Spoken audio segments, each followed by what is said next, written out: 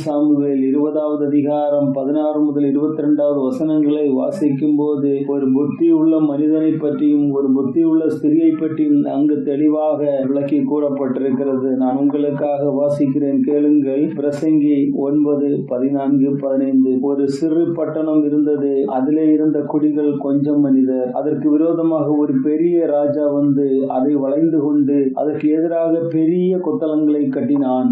அதிலே ஞானமுள்ள ஒரு ஏழை மனிதன் இருந்தான். அவன் தன் ஞானத்தினாலே அந்த பட்டணத்தை விடுவித்தான். ஆனாலும் அந்த ஏழை மனிதனை ஒருவரும் நினைக்கவில்லை. ஒரு சின்ன பட்டணம், அந்த சிறு பட்டணத்துல கொஞ்சம் மனிதர்கள் சந்தோஷமாக வாழ்ந்து கொண்டிருக்கிறாங்க. அப்படி சந்தோஷமாக இருக்கிற வேளையில ஒரு பெரிய ராஜா அந்த சின்ன பட்டணத்துல வந்து யுத்தத்திற்காக அந்த பட்டணத்தினுடைய எல்லைகளிலே வளைந்து கொண்டிருக்கின்றார்கள். மனிதர்கள் பயப்படுகிறார்கள். அவர்கள் இருப்பதோ கொஞ்சம் மனிதர்கள், வந்ததோ பெரிய ராஜா, பெரிய ராணுவ தளவாடங்களோடு வந்து நம்மை சூழ்ந்துகிட்டு இருக்கிறது.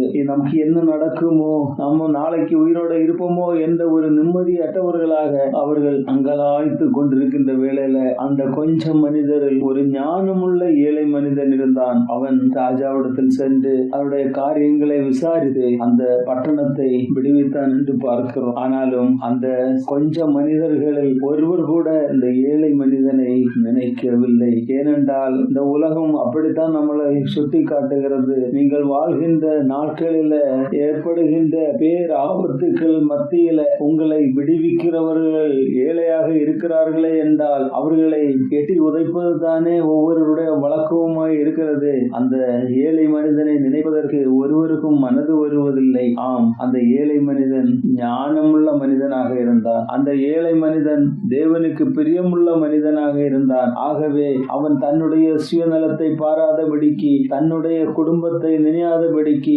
ராஜாவிடத்திலே சென்று தன்னை தாழ்த்தி அதனுடைய நிர்பந்தமான சூழ்நிலைகளை அவன் கேட்டுணர்ந்து ராஜாவுக்கு புரிய வைத்து அந்த யுத்தத்திலிருந்து அந்த பட்டணத்தை விடுவித்தான் என்று பார்க்கிறோம். இன்னும்